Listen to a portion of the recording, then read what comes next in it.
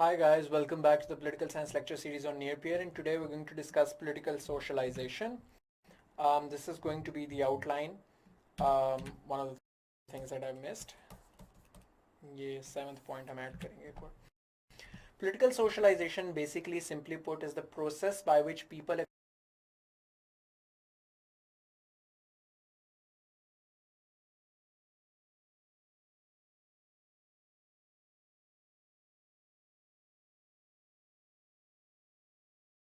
से जिन लोगों ने सोशलाइजेशन पढ़ी है सोशियोलॉजी में या जनरली आपको पता है कि सोशलाइजेशन का मतलब है the process by which we learn culture, values, knowledge, anything हमारे वर्ल्ड व्यू बनता है, वो सारी चीज़ें सोशलाइजेशन में आती हैं. तो by contrast, by similar logic, political socialization का मतलब है वो process by which people acquire ideas about politics and acquire political values. It is the study of development process by which people of all age and adolescents acquire political cognition, attitudes and behaviors. It is a learning process by which norms and behaviors acceptable to a well-running political system are transmitted from one generation to another. Individuals are inducted into the political culture and their orientation towards political objects are formed.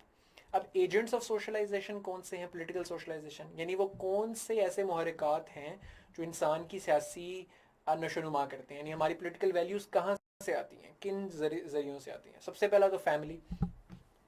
हमें पता है कि इंसान के ऊपर सबसे बड़ा influence family का होता है. इंसान छोटा होता है तो इंसान बहुत ज़्यादा कौम के बारे में, रियासत के बारे में, सियासी दूसरी चीज़ों के बारे में, लॉ के बारे में, सोसाइटी के बारे में चीज़ें फैमिली से सीखता है. तो उसकी पोलिटिकल वैल्यूज़ की पहली नशोनुमा फैमिली से होती है. उसके बाद वो स्कूल जाता है. स्कूल में प्राइमरीली पेट्रियटिज्म और नेशनलिज्म, बिकॉज एक स्टेट सैंक्शनड करिकुलम होता है स्कूल्स में, तो इसीलिए वो फिर एक खास किस्म का पेट्रियटिज्म और नेशनलिज्म इनकलकेट किया जाता है और पॉलिटिकल वैल्यूज़ इनकलकेट की जाती हैं. फिर आपके जो टीचर्स होते हैं स्कूल्स में, उनकी पॉलिटिकल वैल्यूज़ भी आपके अंदर परमिएट करती हैं. फिर रिलीजन का एक बहुत बड़ा इन्फ्लुएंस होता है पॉलिटिकल वैल्यूज़ को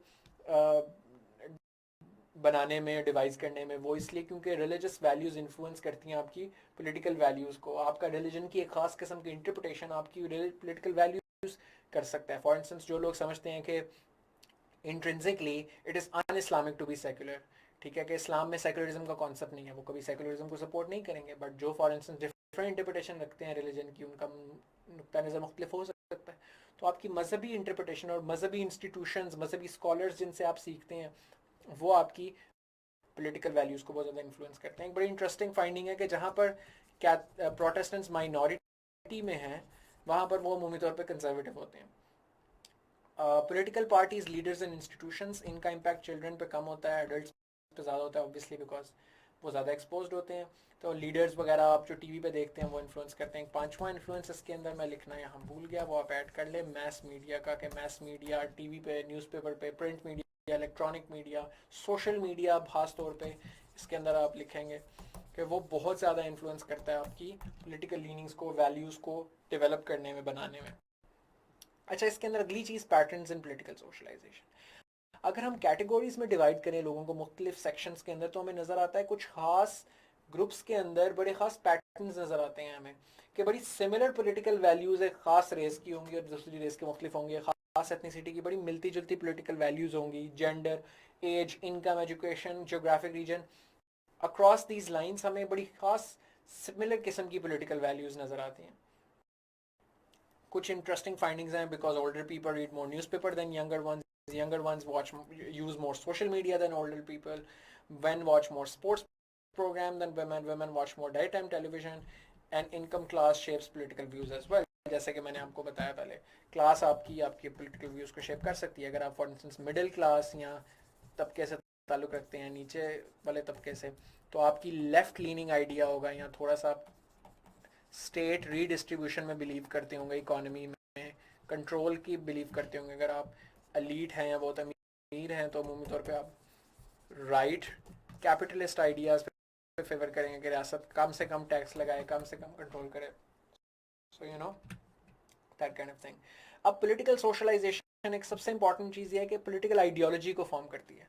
पॉलिटिकल आइडियोलॉजी हम स्पेसिफिक एक स्ट्रिक्ट सेंस में यूज़ करें. पॉलिटिकल कंपस के कॉन्टेक्स्ट में जो आपकी पॉलिटिकल आइडियोलॉजी डिफाइन करती है। आपने अक्सर सुना होगा ये लेफ्ट विंग है, ये राइट विंग है। ये लेफ्ट और राइट का क्या मतलब होता है? ठीक है, ये हमने कैपिटलिज्म और कम्युनिज्म की डिस्कशन से इसको आपने कोरॉबरेट करना है। हम इस कंपस को ड्रॉ करते हैं, तो on X axis will take economic liberty scale. जितना आप राइट विंग पे होंगे उतना आप कैपिटलिस्ट होंगे, यानी उतना आप कम control of state on economy चाहते हैं। जितना आप लेफ्ट होंगे उतना आप कम्युनिस्ट या सोशलिस्ट होंगे कि आप उतना स्टेट का कंट्रोल ऑन इकोनॉमी चाहते हैं। अगर आप यहाँ पर फुल राइट पे हैं, इसका मतलब आप बिलीव करते हैं कि रियासत का कोई कंट्रोल नहीं होना चाहिए इकोनॉमी, एब्सोल्यूट फ्री मार्केट। अगर आप इधर हैं तो आप स्टालिन की तरह एब्सोल्यूट कंट्रोल चाहते हैं इकोनॉमी पे रियासत का। इसी तरह अगर हम इसी थ्योरी को, इसी चीज़ को वाई एक्सिस पे सोसाइटी में प्लॉट करें कि सोशल लिबर्टी स्केल, कि जितना आप ऊपर हैं उसके ऊपर जाएंगे उतना आप अथॉरिटेरियन, उतने कम राइट्स देना चाहते हैं, उतना ज़्यादा स्टेट का कंट्रोल सोसाइटी पे चाहते हैं आप। जितना आप नीचे जाना चाहते हैं उतना ही आप स्टेट का कंट्रोल सोसाइटी पे कम चाहते हैं और ज़्यादा राइट्स और लिबर्टी चाहते हैं आप।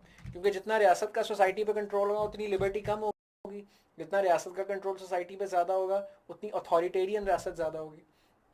तो राइट का मतलब है स्टेट का control come on economy, down का मतलब है स्टेट का control come on society, left का मतलब है स्टेट का control more on economy, up का मतलब है more control state on society. तो पहले क्वाड्रेंट में जो होंगे वो अथॉरिटेरियन राइट होंगे। ये वो लोग होंगे जो कहेंगे कि रियासत को इकोनॉमी में इंटरफेयर कम से कम करना चाहिए लेकिन सोसाइटी में ज़्यादा करना चाहिए। सोशली वो अथॉरिटेरियन होंगे, स्टेट का कंट्रोल ज़्यादा चाहते होंगे सोसाइटी पे, राइट्स कम चाहते होंगे, freedoms, liberties, civil liberties, press freedom, ये चीज़ें कम चाहते हैं, मगर कैपिटलिज्म का निज़ाम चाहते हैं। अथॉरिटेरियन लेफ्ट हुआ जो कहेगा ना सोसाइटी पे भी एब्सोल्यूट कंट्रोल होना चाहिए स्टेट का, और रियासत और इकोनॉमी पे भी कंट्रोल होना चाहिए। थर्ड क्वाड्रेंट लिबर्टेरियन लेफ्ट हुआ है जो कहते हैं कि इकोनॉमी पे कंट्रोल ज़्यादा होना चाहिए लेकिन सोसाइटी पे कंट्रोल कम होना चाहिए, नॉम चॉम्स्की जैसे लोग। और लिबर्टेरियन राइट वो लोग होंगे जो कहेंगे कि ना रियासत का सोसाइटी पे कंट्रोल होना चाहिए ना इकोनॉमी पे, सब फ्री वो होनी चाहिए, लिबर्टेरियन स्टेट होनी चाहिए, एब्सोल्यूट फ्रीडम होनी चाहिए। अब इसके ऊपर मशहूर कुछ लोगों को और कंट्रीज़ को प्लॉट किया हुआ है। चाइना, क्योंकि चाइना में स्टेट कंट्रोल बहुत ज़्यादा है, इलेक्शंस कम होते हैं। पाकिस्तान में इलेक्शंस होते हैं, स्टेट कंट्रोल इलेक्शंस में सोसाइटी पे कंपैरेटिवली चाइना से कम है। लेकिन ये दोनों स्लाइटली लेफ्ट विंग हैं क्योंकि दोनों की स्टेट ओन एंटरप्राइजेज एग्जिस्ट करती हैं, रियासत इकोनॉमी में बहुत ज़्यादा इंटरफेयर करती है। ओबामा कम अथॉरिटेरियन है, लिबरल ज़्यादा है, लेकिन वो थोड़ा सा राइट विंग, ज़्यादा कैपिटलिस्ट है, स्टेट और एंटरप्राइजेस पे उस तरीके से बिलीव नहीं करता लेकिन फिर भी सम रेगुलेशंस में बिलीव करता है। ट्रंप बहुत ज़्यादा राइट विंग इसलिए इकोनॉमी पे क्योंकि वो बहुत कैपिटलिस्ट है, वो किसी भी किस्म की स्टेट की इकोनॉमी पे रेगुलेशन में बिलीव कम से कम करता है, इसीलिए उसने पेरिस क्लाइमेट अकॉर्ड से विड्रॉ किया। इसीलिए वो टैक्स एग्जेम्पशंस बड़ी बड़ी कंपनीज को, एमएनसीज को देने के लिए तैयार है। लेकिन वो अथॉरिटेरियन है सोशल स्केल पे, इसीलिए वो चाहता है कि इमिग्रेशन नहीं होनी चाहिए, रियासत का कंट्रोल होना चाहिए, लॉ एंड ऑर्डर स्ट्रिक्ट होना चाहिए, सिविल राइट्स कम होने चाहिए। ठीक है, इसी तरह स्टालिन और माओ और लेनिन, ये लोग सोशलिस्ट कम्युनिस्ट थे, तो माओ और लेनिन कम सोसाइटी पे कंट्रोल में बिलीव रखते थे, स्टालिन एब्सोल्यूट सोसाइटी पे कंट्रोल में बिलीव रखता था, इसीलिए वो ऊपर है माओ और लेनिन से। लेकिन ये सारे लेफ्ट में हैं। ठीक है, नॉम चॉम्स्की जो रियासत पे इकोनॉमी पे कंट्रोल होना चाहिए लेकिन रियासत पे सोसाइटी पे कंट्रोल नहीं होना चाहिए। तो ये आपके सामने George Washington, Jefferson, Milton Friedman, I think this is Paul Ryan, Ayn Rand. तो ये सारे लोग, एन रांड बेसिकली सोसाइटी में भी नहीं कंट्रोल होना चाहिए और स्टेट पे भी नहीं होना चाहिए। She was a very famous economist, American economist. तो एग्जांपल्स इनमें से जो मोटी मोटी एग्जांपल्स आपको याद रहती हैं वो आप बनाएं, इसके ऊपर प्लॉट कर दें, एक सिंपल प्लॉट कर दें जैसे मैंने प्लॉट किए यहाँ, और एक इसके साथ प्लॉट कर दें। तो अब अगर आपको ज़्यादा डिटेल में ये वीडियो आप देखें, इससे आपको ज़्यादा अच्छा आइडिया होगा पॉलिटिकल कंपास का। अगर आप अपनी पॉलिटिकल वैल्यूज़ टेस्ट करना चाहते हैं, it's a very good test. 8 values आप गूगल पे लिखें, इसके अलावा और भी हैं, आप गूगल पे लिखें पॉलिटिकल कंपास टेस्ट तो आपको वो भी मिल जाएगा। नाउ जनरेशन वॉर्स का आइडिया ये है कि बूमर्स वो जनरेशन है जो 19 वर्ल्ड वॉर 2 के बाद पैदा हुई थी। जनरेशन एक्स जो उसके बाद आने वाली जनरेशन वाई में मिलेनियल्स आते हैं, हम जो 80s और 90s की जनरेशन है। जनरेशन जी वो है जो अर्ली 2000s में पैदा हुई है, जो अब school O levels A levels में हैं या मैट्रिक एफएससी में हैं या जो अब यूनिवर्सिटीज़ में जा रहे हैं दुनिया में, पूरी दुनिया में, तो हमें बड़ा बड़ा डिस्टिंक्ट पॉलिटिकल वैल्यूज नज़र आती हैं क्रॉस जनरेशंस, और वो की वैल्यूज डिफरेंट पॉलिटिकल सोशलाइजेशन उनकी क्लैश भी करती है, जैसे हमने पैटर्न्स ऑफ पॉलिटिकल सोशलाइजेशन में डिस्कस किया। तो पहले तो आप देखेंगे ये सारी जनरेशंस क्या हैं, इनके क्या वैल्यूज हैं, और ये आर्टिकल पढ़ें सबको अंदाजा होगा। And as you move along the generation you will see that there are different concepts of liberalism and liberty and the concept of freedom that increases as you move along the generations, और वो redefine करते हैं इन concepts को। तो इसकी एक summary आप छोटी सी इसके अंदर लिखें। अगर हम इसी तरह यूएस के कॉन्टेक्स्ट में अगर हम पॉलिटिकल सोशलाइजेशन की डिस्पैरिटी देखें तो हमें हिस्टोरिकली नज़र आता है कि different agents and different patterns US के अंदर खास तौर पर नज़र आते हैं हमें उनकी पॉलिटिकल वैल्यूज़ में। North and south historically divided था स्लेवरी के इशू के ऊपर, स्ट्रॉन्ग और वीक गवर्नमेंट के ऊपर अमेरिकन हिस्टोरिकली डिवाइडेड रहे। यूएस हिस्ट्री में आपने पढ़ा होगा फेडरलिस्ट, एंटी फेडरलिस्ट, जेफरसोनियंस, जैक्सोनियंस, ठीक है। इमिग्रेशन रिसेंटली बहुत ज़्यादा एक डिविसिव पॉइंट है जिस पे डिवाइडेड है American popular opinion. Liberals favour करते हैं इमिग्रेशन को, conservatives like Donald Trump favour building the wall and closing immigration. Recently black lives matter जो बीएलएम प्रोटेस्ट हैं उनके अंदर फिर एक डिवाइड हमें नज़र आती है कि पुलिस ब्रूटैलिटी के ऊपर, ब्लैक राइट्स के ऊपर, और डिफंड, अब तो डिफंड करने के ऊपर बात हो रही है पुलिस की। तो वो सारी चीज़ें इसके अंदर आती हैं कि कैसे जो लिबरल्स हैं वो प्रो माइनॉरिटी ज़्यादा लिबरल वैल्यूज़ को इस तरीके से सपोर्ट करते हैं।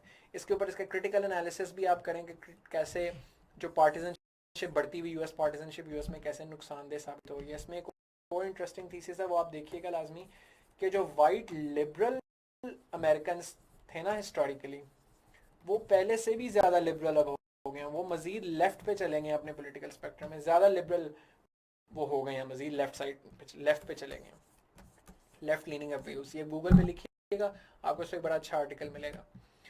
आखिरी चीज़ जो इसके अंदर वो ये है, वो कैम्ब्रिज एनालिटिका का स्कैंडल है। कैम्ब्रिज एनालिटिका स्कैंडल भी एक्सप्लेन करता है। अब मैंने इसके अंदर ये बात ये करनी थी कि कैसे, जिस तरह हमने एजेंट्स ऑफ सोशलाइजेशन में, पॉलिटिकल सोशलाइजेशन में देखा कि इंसानों की डिफरेंट वैल्यूज़, पॉलिटिकल वैल्यूज़ मुआशरा फॉर्म करता है, लेकिन जो मॉडर्न टेक्नोलॉजी है उसकी एक डार्क साइड ये है कि मॉडर्न टेक्नोलॉजी को यूज़ करते हुए इंसान की पॉलिटिकल ओपिनियंस खास तरह से मैन्युफैक्चर हो रहे हैं, मैन्युफैक्चर किए जा रहे हैं to favour certain political outcomes. Cambridge Analytica एक कंपनी थी जिसने फेसबुक का डेटा यूज़ करते हुए, जिसमें मार्क जुकरबर्ग की हियरिंग भी हुई थी, कि फेसबुक का डेटा यूज़ करते हुए, सोशल मीडिया डेटा यूज़ करते हुए, लोगों की परचेजिंग हैबिट्स देखते हुए बिग डेटा एनालिसिस किया और देखा कि लोगों की पॉलिटिकल वैल्यूज़ क्या हैं। उनमें से उन्होंने आइडेंटिफाई की कि कौन से रिपब्लिकन वोटर्स हैं और कौन से डेमोक्रेटिक वोटर्स हैं। फिर उन्होंने देखा कि स्विंग वोटर्स कौन से हैं, वो कौन से लोग हैं कि जो ना रिपब्लिकन है डेमोक्रेट्स हैं। फिर उन्होंने उनके ऊपर इस तरीके से एडवर्टाइजमेंट्स लॉन्च की उनकी फेसबुक, और ऐसे साइकोग्राफिक्स लॉन्च किए। Psychographics means psychological information graphics, यानी आपकी साइकोलॉजी के हिसाब से कौन से अच्छे ग्राफिक्स हैं वो आपको दिखा के आपका पॉलिटिकल व्यू चेंज किया।